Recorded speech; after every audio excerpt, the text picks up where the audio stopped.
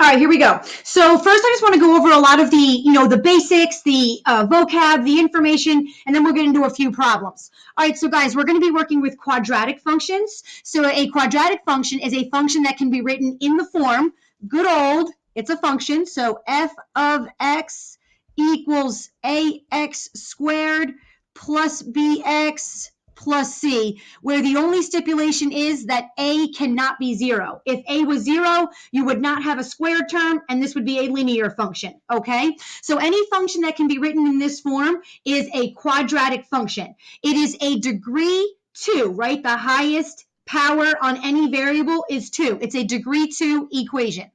All right, a highest variable is 2. The domain. Guys, what numbers are you allowed to plug into a quadratic function? You're going to plug a number in and square it, multiply, add. What numbers can you plug into this so that nothing bad would happen? Would anything result in dividing by 0 or getting a negative number under an even root radical? No, not at all. So the domain is all real numbers. You should be able to plug any number you want into a quadratic function and nothing bad's going to happen. I did put excluding real world applications. So guys, if you had a quadratic function that was modeling the area of a rectangle, well, you don't want the length or width of that rectangle to ever be represented by a negative number. So in that case, the domain of a quadratic function might just be positive numbers, 0 to infinity. But overall, when you're just looking at a quadratic function without a real world meaning, it should be all real numbers, okay? The graph of a quadratic function is like our U-shaped graph, the parabola. Now, right now, the parabola can do two things. It can open up, which our book will call concave up, or it can open down, which our book calls concave down. In the future, if we get there, if we get to conics, you will see that parabolas will start to open right or left as well. But right now, the parabolas that we know only open up or down.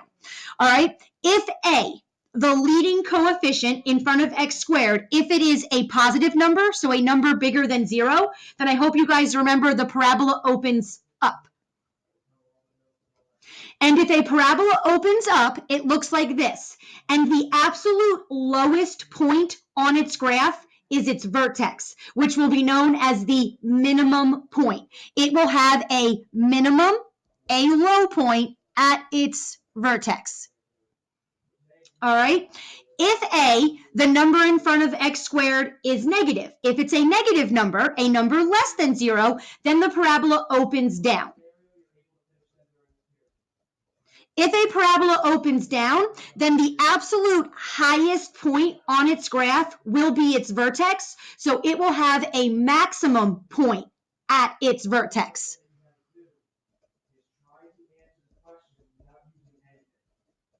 And guys, remember, when you talk about a max or a min, the actual max or minimum value is given by the y-coordinate of the vertex. It happens at the x-coordinate of the vertex, but the actual lowest or highest value on this graph is always represented by the y-coordinate of that vertex. So if you're ever asked to find a max or minimum point, it's a vertex question. You have to find the vertex of that parabola. Okay. So guys, just like the linear equations come in different form, we have slope-intercept form, we have standard form, we have point-slope form of a linear equation. Quadratics come in different forms as well. The two ones that we're going to focus on are standard form, which was that. This is standard form of a quadratic equation.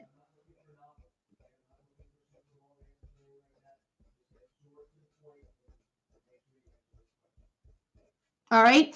I don't know if you guys remember, but when you are in standard form of a quadratic equation, and if you want to go graph that parabola, you have to calculate the x-coordinate of your vertex using a magic formula. I don't know if anybody remembers it, but what the x-coordinate of your vertex always equals is the opposite of b over 2 times a. And that just comes from taking this form and completing his square, or you can use the quadratic formula to actually add them together and find the midpoint. Either way, it gets you the same x-coordinate of negative b over 2a. And then I don't know if you guys remember, you always find the y-coordinate of your vertex when you're in standard form by taking this x value that you found and plugging it into the equation itself.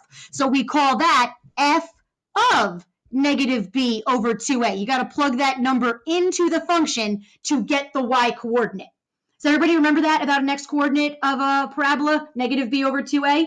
Okay, the axis of symmetry is the line that literally cuts your parabola in half, right? It's your line of symmetry that says everything that happens, my picture is terrible, I'm sorry, that everything happens on this side of the parabola has to be the same on this side of the parabola. So guys, it's literally an imaginary vertical line that goes straight through the vertex. It always goes right through the vertex. So the AOS, the axis of symmetry, is always the line x equals, because it's a vertical line, the x coordinate of your parabola, which is negative b over 2a. So that negative b over 2a, it does two things. It finds the x coordinate of your vertex. It also finds you the AOS, the axis of symmetry. Now, guys, please don't forget that the axis of symmetry is a vertical line. It is the equation of a line. So don't just tell me the AOS is, oh, it's 2. No, it's not. It's the line x equals 2. So it's never just a number. It's an equation of a vertical line.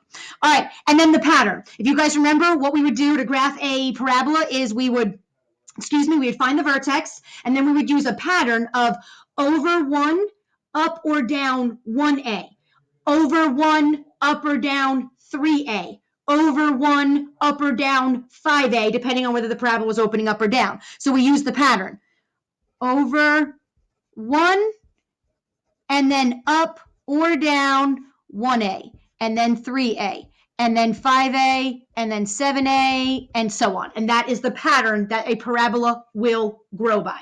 Does everybody remember that information about standard form of a parabola? Is everybody okay? Okay. I'm just trying to put all of the important information for you guys in one place.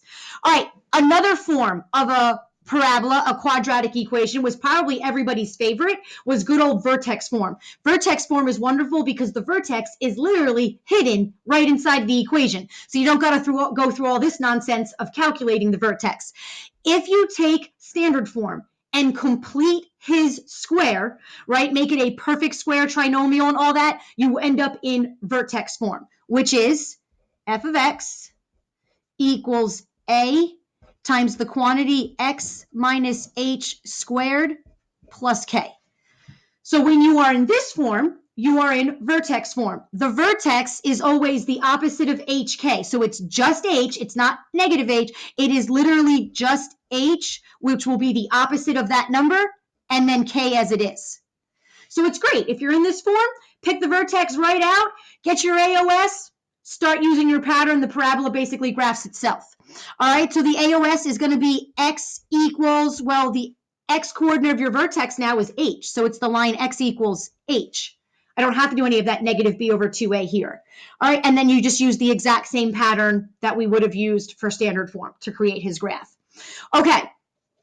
You are going to be asked to find tons of information out about your parabola. They're going to ask you to analyze it, which usually means to find your vertex, your AOS, your y-intercept, your x-intercept, where it's increasing, where it's decreasing, tons and tons of information they're going to be asking you. So if anybody is wondering, are we going to have any homework problems that have like A through F? I think so, because they ask you for a lot of information, okay? All right, so guys, remember, if you want to find the x-intercepts, which are literally the points where your parabola will cross over the x-axis, otherwise known as the zeros, these are the numbers that when you plug them into the equation, they make 0 come out. So they're known as the zeros. They make the equation equal 0. So to find them, you set your equation equal to 0 and solve. So we'll be setting standard form, ax squared plus bx plus c equal to 0, or you'll be setting vertex form equal to 0 and solving. Okay, so remember the x-intercepts are literally the x values that make 0 come out. They are the x values that make y or your function equal 0. All right, guys, just to give you a heads up, when you set standard form equal to 0, to solve that, we hope and pray that we solve a quadratic equation by factoring. I hope you guys can factor it, right? Get some factors, and then you set each factor equal to 0 and solve.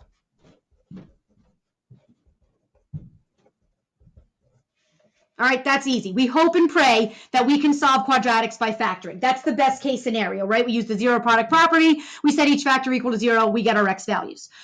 If you cannot solve a quadratic equation by factoring, then our backup is normally the quadratic formula.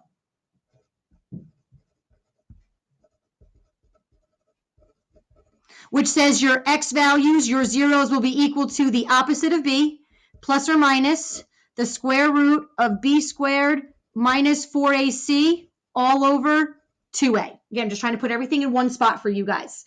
All right. Another option is, if you wanted to, you could take this and complete his square and solve it that way, because then you would be in vertex form. I don't think a lot of students pick completing the square as their method of choice. Usually it's factoring or the quadratic formula. All right, guys, your homework is going to ask you a few questions about the quadratic formula itself, because there's some important information to be known when you know the discriminant.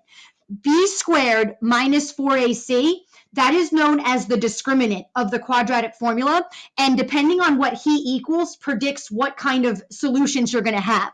So guys, if b squared minus 4ac equals, I shouldn't say equals, if it's a number greater than 0, sorry about that, greater than 0, if it's positive. If b squared minus 4ac is some positive number, then you're going to be taking the square root of a positive number, which is going to result in 2 real x-intercepts. You're going to get 2 real numbers as your x-intercepts. Then 2 real zeros, roots, whatever you want to call them. If b squared minus 4ac is a negative number, right? If it's a number less than 0, guys, then you're taking the square root of a negative number. Who has to come out and play when you take the square root of a negative number? Good old I. That means your answer is imaginary, which means there are no real numbers where your graph crosses over the x-axis. It means you have no real x-intercepts.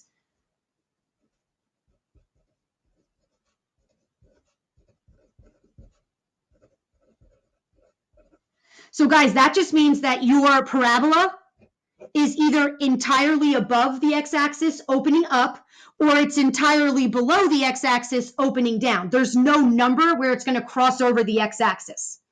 Okay? And then the last case is, what if the discriminant actually equals 0? If the number under the radical is 0, then you're going to take the square root of 0, which is 0. So you're going to take some number and add and subtract 0 from it. It's going to result in the exact same number. That's when you only get one real 0. There's only one number where your graph either crosses or touches the x-axis.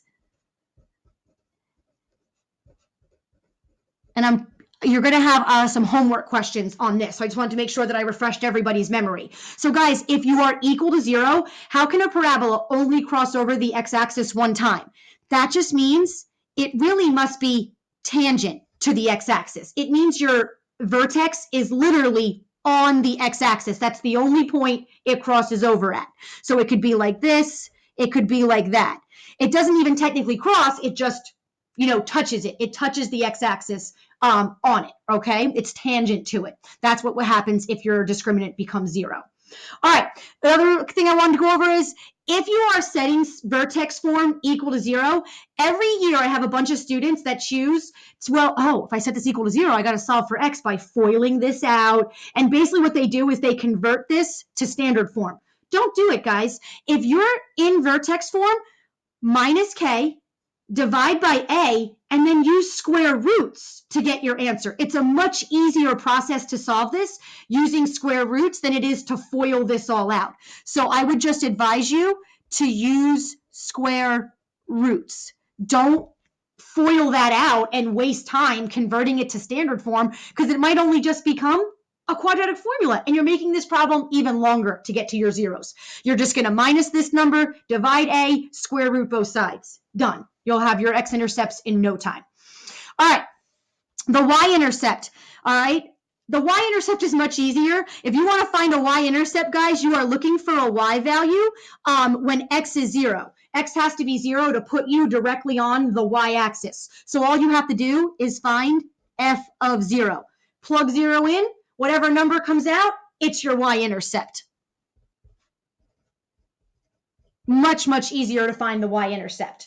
And then, guys, if you remember, if you're in standard form, when you plug 0 into standard form, gone, gone, it's C. Your y-intercept is always C when you're in standard form.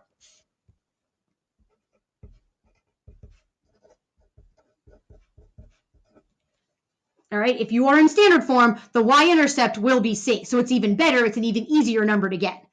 Okay, can I get a thumbs up that everybody remembers all of that? I know I probably treat you like, you don't remember anything, but these are stuff that you got to know, and it's going to be homework questions. All right, let's do some examples now. I think I printed it out. Okay. All right, I hope I have enough room. There might be a little bit of cramming. All right, this one says, find the vertex, the AOS, graph it, find the domain, find the range, find the x-intercept, the y-intercept. Determine where the function is increasing or decreasing, and identify the maximum or minimum point. So guys, this is what I'm talking about. They ask you a bajillion questions per one equation, okay? So let's just be prepared. All right, well, let's just notice, does everybody agree that this is a quadratic function in standard form, right? I know it's going to open down because the number in front of x squared is negative. So I already have a visual as to what this is going to look like. If it opens down, I know I'm going to be looking at a maximum value. I know it's going to have a highest point, not a lowest point, because this is going to shoot all the way down to negative infinity. Okay, let's do it, guys. They ultimately want us to graph it. So to graph it, we need our vertex. Our vertex is our most important point. So let's find our vertex.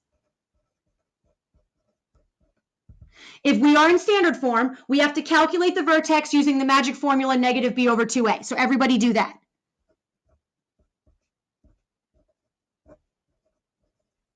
Right, the opposite of b here is positive 6 over 2 times negative 1. 6 divided by negative 2, we got ourselves negative 3.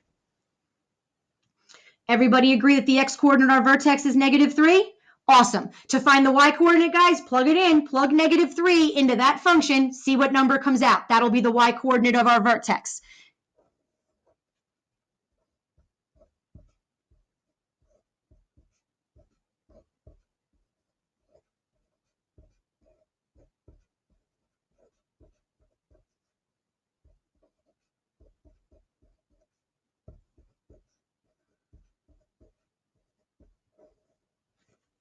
I got 5.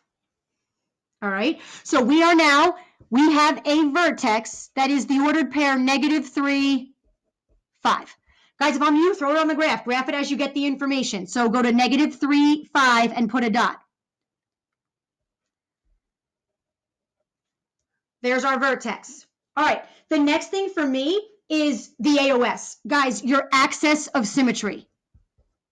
It is, now, I'm not saying you have to put it on the graph, and I'm pretty sure it doesn't appear on your graph when you go to graph it on the online homework, but your AOS is the imaginary vertical line that goes straight through your vertex that says, hey, whatever happens on the right side of your vertex has to be the same thing on the left side of your vertex. So guys, it's the vertical line. What is not changing on this vertical line? The x-coordinate, and what is the x-coordinate? Negative 3. It is the line x equals negative 3, right? Whatever the x-coordinate of your vertex is, it's that number, but as an equation, x equals negative 3. All right, let's do our pattern. Let's get some more points. All right, your pattern relies heavily on the a value. The a value in this problem was negative 1. So 1a is 1 times negative 1, that's negative 1. 3a is 3 times negative 1, that's negative 3. So these are the jumps that we're going to take when we move right and left one space at a time. All right, so I'm going to go to my vertex. I'm going to go to the right one, go down 1 first. That was the 1a. All right, and then go left 1 and down 1A. All right, then from this point, the new point, not your vertex, from this point, go right 1 again, down 3 jumps. 1, 2, 3. And then go left 1 and down 3. Connect your dots. I don't make you do the 5A, 7A. 5 dots is usually suffice, so connect your dots. We got ourselves a beautiful parabola. I think I missed that one. Okay. I don't like my vertex where I did that, but oh well. All right, is everybody okay? All right, so guys, we have our ARS, we have our vertex, we created a graph. Now they want the domain. Let's go over here, domain. Guys, what numbers should we be allowed to plug into this function so that nothing bad happens? What x values now live on the graph that we created? All real numbers. All right, what about the range? What y values can come out of this function? What y values live on this graph? Well, guys, I'd like to think the y values, we're clearly going to go all the way down to a y value of negative infinity. But the highest y value that will ever live on this graph is a y value of 5. So we are coming from negative infinity, small number, all the way to big number, including him, because he is definitely a point on this graph. So from negative infinity to 5. Okay. They've also asked us, guys, to figure out where is this function increasing or decreasing. A parabola only makes one turn. He is either going to be traveling up, and then at the vertex, he's going to turn. Or if he was traveling down, he will turn at the vertex and then go up. So he only turns once, which means there should be a portion of his graph where he is increasing, and there should be a portion of his graph where he is decreasing. So guys, we read a graph from left to right. So as x gets bigger and bigger and bigger and bigger, what's y doing first? As x gets bigger, y is getting also bigger. So it's an increasing function first. So it is increasing on what intervals of x? Well, increasing from an x value of negative infinity all the way to the vertex. What was the x coordinate of our vertex? Negative 3. So it's an increasing function on the interval of x values from negative infinity to negative 3. And remember, they let you include that endpoint number, that negative 3, on both your increasing and your decreasing interval. Okay, decreasing. All right, decreasing. Well, guys, at the vertex, now it's taken a turn. So now, as x gets bigger and bigger and bigger and bigger, what's y starting to do? Now y is getting smaller. So now he's a decreasing function on the intervals of x from negative 3 to positive infinity. And guys, I know nobody wants to, but I'm here. If I'm not making any sense or going too fast or whatever, please, chime in, ask me a question. Just talk to me. If you want to know what kind of shampoo I use, I don't care. Just talk to me. It's okay. I miss your voices. All right. What else did they ask us to find? Identify the maximum or minimum. All right. Well, guys, that's easy.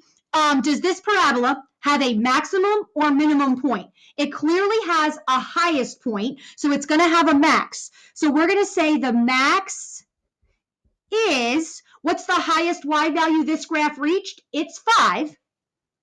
And it happened at x equals negative 2, right? It happens at the x coordinate, but the actual max or minimum value itself is the y coordinate of your vertex, okay? All right, what else did it ask us to find? It also asked us to find the x and y intercept. Guys, let's do the y intercept first. He is so much easier. I'm all over the place. Where can I go? Let's go to the y. I'll do the y intercept down here because he's easy. All right, the y intercept. Just find f of 0. Guys, you plug a 0 in to this function up here, like I said. Ooh, hello? Hello? Miss Hardy? Yes. Hi. I have a question. Hit me. What's going on? Why is it negative 2? Where am I at? Max is 5 at negative. Oh, because I'm an idiot. It's negative 3. Oh, okay. Oh, thank you, Jack. That would have ruined my video if that didn't get corrected. Thank you. It's the x coordinate is negative 3. I just misread it as negative 2. Thank you for fixing that. Please tell me. I am human. I will make mistakes. I won't sleep tonight now that I've done that, but it's okay. All right. So now f of 0. Guys, you plug 0 in it's just going to shoot out C. It's going to shoot out -4. So we know the y-intercept is -4. Just be careful. I don't know if the online homework asks you for just -4 as the answer, or they make you write it as the ordered pair, 0, -4. Just please pay attention to whatever is written underneath the answer box. Okay. Now I think the last thing they have asked us to find is the x-intercept. Now, guys, if you notice, sometimes the x-intercepts are really nice numbers, and you'll be able to get them right off your graph. Sometimes when you go to graph it, one of your dots that you make from the 1A or the 3A or even maybe your vertex, it might be the actual x-intercepts. We can definitely see that it's crossing somewhere between 0 and -1, but I don't know what number it is. It's point negative something, right? And then it's definitely crossing over here. This is -4, -5, somewhere between -5 and -6. So it don't look like they're pretty numbers, okay? All right, so to find our x-intercept, and again, it looks like there's 2 of them on this graph.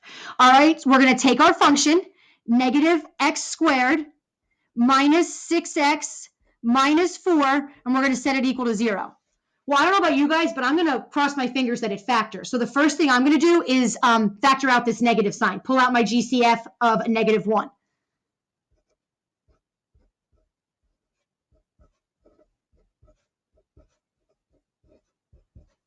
All right, if I go to factor it, right,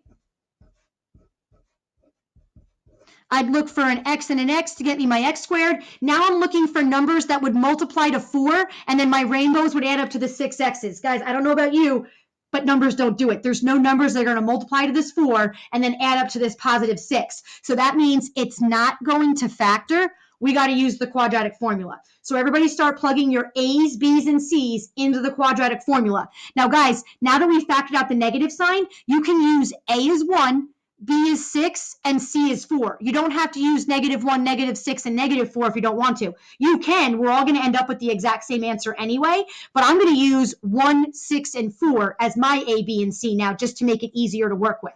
All right, here we go. I'm going to start plugging them in.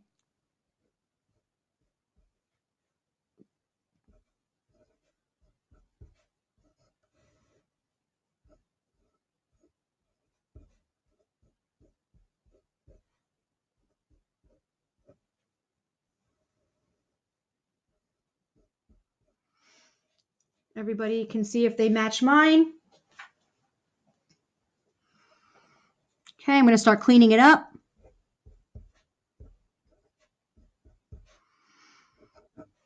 I'm going to get what, 36? That's going to be minus 16. That's going to be the square root of 20. I'm just trying to save myself room here. The square root of 20 will simplify to the square root of 4 times the square root of 5, so that's 2 root 5. So that's going to be plus or minus 2 root 5. All over 2. And then you want to look to see if your fraction simplifies. -6 divides by 2, 2 divides by 2. I'm going to divide that out. It's going to leave me with -3 plus or minus, those 2's cancel, root 5. Now, sometimes your online book, guys, it'll ask you to write it as an exact simplified answer. So one x-intercept is -3 plus root 5. Your second x-intercept is -3 minus root 5. If they ask you as ordered pairs, it would be -3 plus root 5, comma 0, -3 minus root 5, comma 0. Those are your 2 exact x-intercepts written in ordered pair form. Otherwise, you would just ask your calculator, hey, what is -3 plus root 5? Sometimes it'll ask you to round it to like 2 decimal places. If that's the case, x could equal -3 plus root 5 is -0.76. And x equals -3 minus root 5 is -5.24. All right, and you should see that's about -0.76 right there, and that's about -5.24 right there. So the x-intercepts sometimes will be the hardest values you guys work for. Okay? All right, is everybody okay? I think we have found everything. The only thing I want to touch upon is we have a new edition of our book this year. Last year and the previous years, we were using the 7th edition. We're now into the 8th edition, I think, of this book. So I believe on the homework, if you guys can imagine, they actually ask for 2 more pieces of information. They ask for where f of x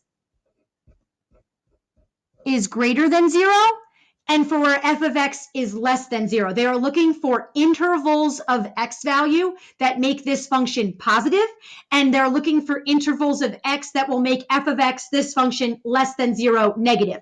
So guys, you're just basically looking, where is the graph above or below the x-axis? So do you guys see that this little arm here, from here to here, is where the y values are negative on this parabola?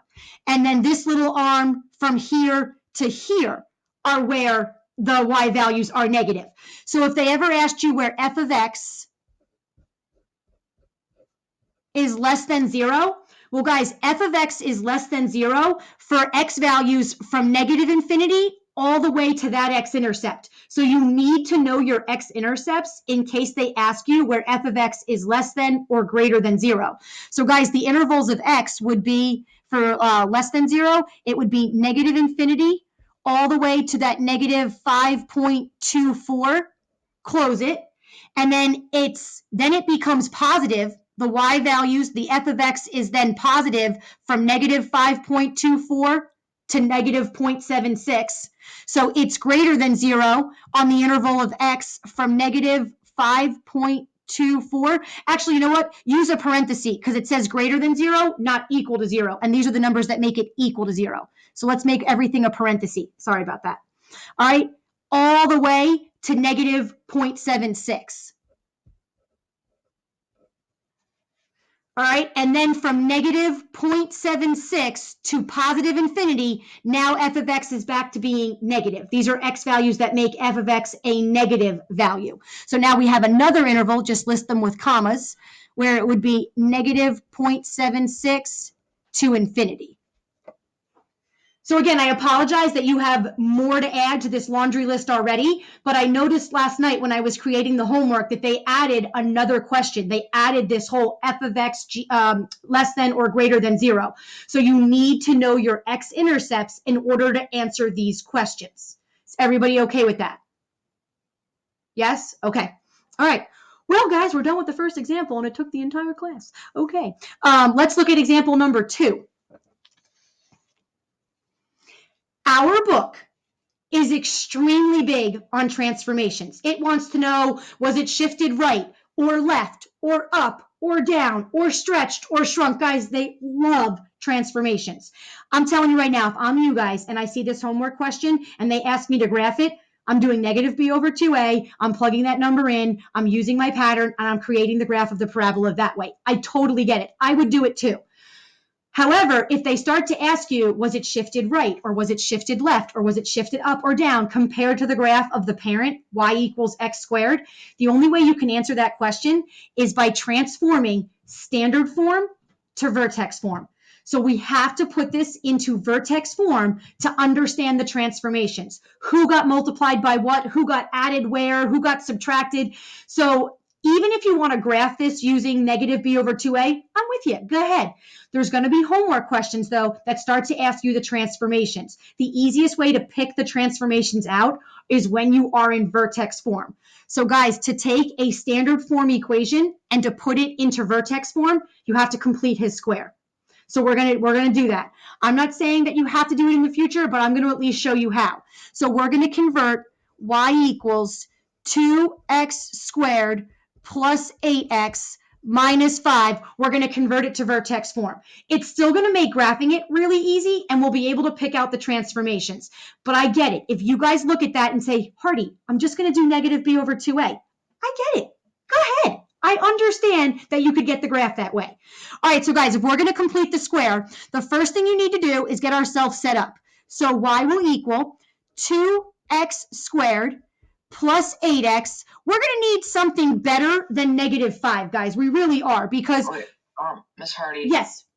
I just noticed that's supposed to be a positive 5. What did I do? Oh, Michael! Good looking. Oh man, guys, I'm getting bad in my old age. I'm sorry. All right, so thank you. Bonus points, Michael. If anybody else wants to chime in, guys, it's okay. Y equals 2x squared plus 8x plus 5, right? So the first thing you're going to do is to make this a perfect square trinomial, 5 ain't cutting it. We're going to put a better number there. Usually half the middle squared is who gets the job done. All right, then put the plus 5 out here. All right, just leave room for him. Now, guys, can I also say this? Normally, I would say, hey, whatever you add to one side of the equation, you better add it to the other side for balancing purposes. I don't want to add anything to the other side of this equation, though. I want y or f of x to stay by itself. So if I'm going to add a completely random number to this side, I better be prepared to minus that random number for balancing purposes. I can add it, but then I can also take it away right away. All right?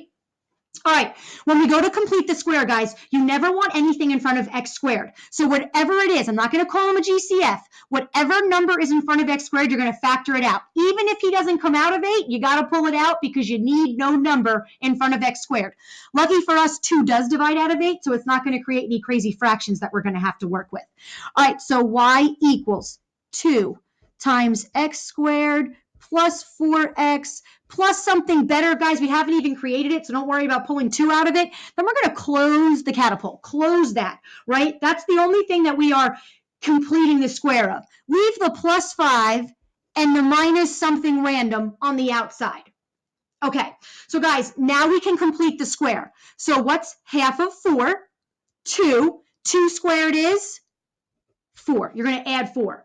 All right, but we really didn't add 4 because if I ever put the 2 back in, guys, that's really 2 times 4, that's 8. So I've really added 8, so I better minus 8 as well. All right, so y equals 2 times, this will now factor to x plus 2 times x plus 2. So that's x plus 2 quantity squared. Positive 5 minus 8 is a negative 3. So guys, now you're in vertex form. So now you can say the vertex is negative 2, negative 3, plot it, create your pattern 1A, 3A, 5A. You're going to have a graph in no time. But they want to know the transformation. So let me just go over the transformations with you. So guys, compared to the parent, good old y equals x squared. This 2 is new to the equation. This 2 is new to the equation. And this minus 3 is new to the equation. This 2 is on the outside of the function. It's not part of the inside. So who are you timesing by 2 if it's on the outside? 2 times the y's. You'd be taking all of the original y coordinates and timesing them by 2. That would vertically stretch your graph out by a factor of 2. Okay? Well, and remember, if it was a negative 2, it would be vertically stretching it and reflecting it over the x-axis.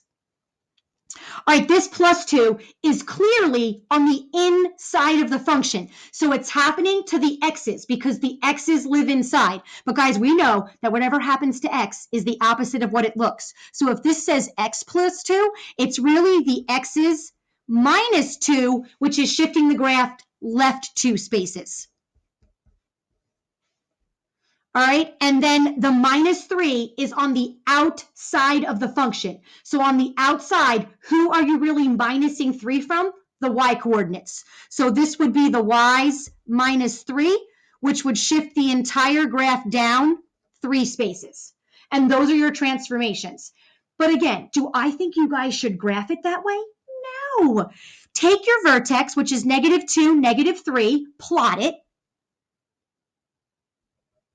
We know the parabola is opening up because A is positive, A is 2. Do a little 1A and 3A, get yourself a graph.